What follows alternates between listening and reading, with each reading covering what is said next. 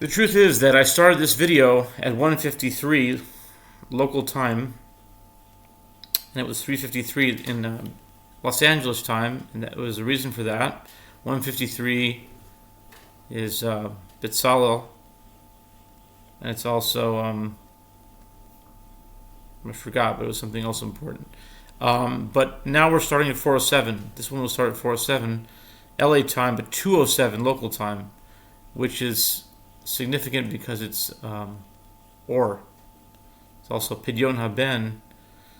But I wanted to start the 58th or the 57th Daf, but it's Daf 58 of Bava Metzia, Daf Yomi, on this first day of the Omer, 16th day of Nisan.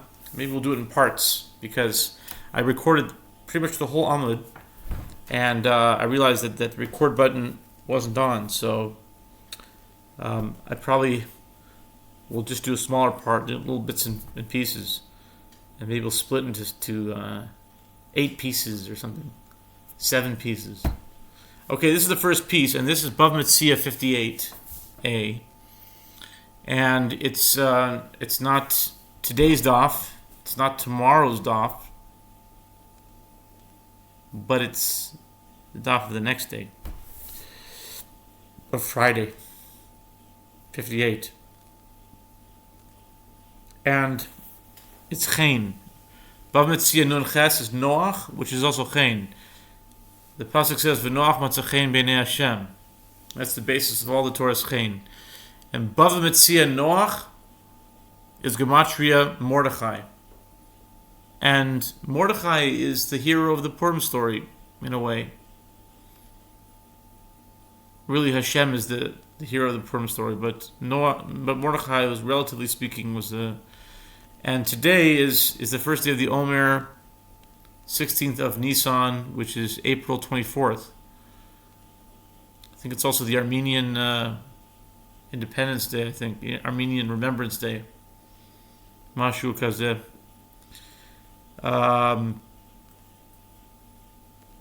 Yeah. Reflecting back to 5 years ago. 274 is Gematria Bava Metzia Noach.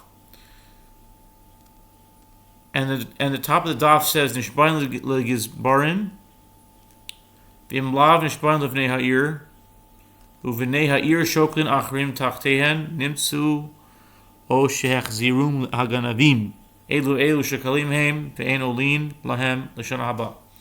The agents must take the oath of a shomer, the bailey, to the treasurers that they did not misappropriate the coins. If the collection of the chamber was not yet performed, the lost or stolen shekels remained the property of the residents of the city.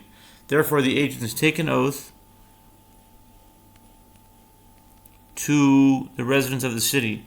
The residents of the city then contribute other shekels in place of the original shekels. If the original shekels were then found, or the thieves returned them, both these, the original shekels, and those, the replacement shekels, assume the status of consecrated shekels and belong to the temple. But if the 2 half shekels that they contributed this year do not count to absolve them from their obligation to contribute the shekels for the following year, this Mishnah teaches that an unpaid bailey does take an oath concerning consecrated property, contrary to the Mishnah here. Amar Shmuel. Shmuel said, Shmuel said, here we are dealing with paid shomrim, and the purpose of the oath is not to exempt them from their liability to pay for the theft. Rather, they take an oath that they perform their task properly in order to collect their wages. The Gemara asks, if so, is this phrase accurate? They take an oath to the treasurers. The Tana should have taught, they take an oath to the residents of the city from whom they are claiming their wages.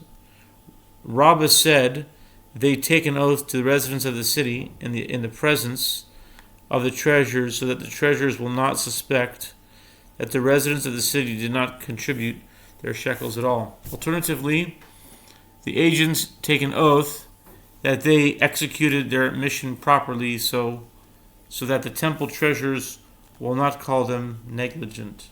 The Gemara asks, but isn't it taught in the Mishnah, and the coins were stolen or were lost en route, and paid bailies are liable to pay in cases of theft and loss? And here too, when safeguarding consecrated property, although paid bailies do not pay for theft, as the paid bailies exempt, let them at least forfeit their wages, as their responsibility to safeguard the money includes preventing theft and loss. Amar Rabba says, Rabba said, when the Tana says that they were stolen, the reference is to a case where the item was stolen by armed bandits. When he said that they were lost, the reference is to a case where the agent's ship sank at sea. Since the shekels left his possession through circumstances beyond his control, this is considered an unavoidable accident for which a paid bailey is exempt.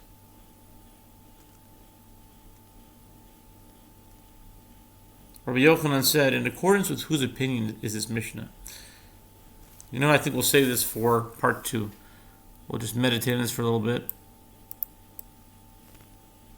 Rabbi Yochanan Amar. This will be part 2 of 58. 58 part 2. Chain part 2. Oh! 1 second here.